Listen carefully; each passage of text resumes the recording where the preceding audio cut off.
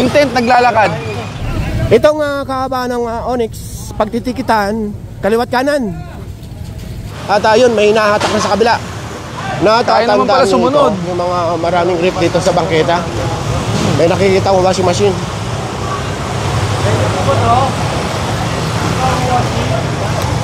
Yung washing machine. Oh. Tapos magagalit na naman pag kinuha.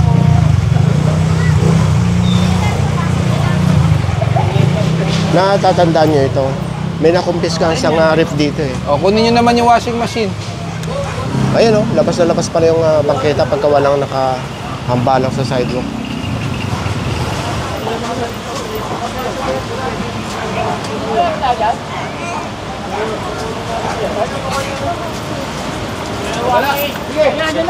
Sampan nyo na.